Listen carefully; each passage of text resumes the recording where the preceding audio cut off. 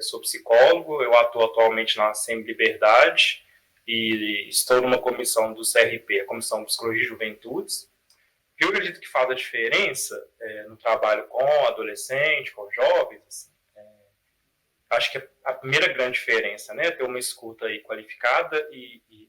tentar ser o mais singular possível, alinhar essa escuta, né, como um profissional que possa mediar um pouco a relação desse adolescente com os outros espaços, né, assim, mediar e apresentar, né, esses espaços para esse adolescente quando ele ainda não tiver tido acesso a eles,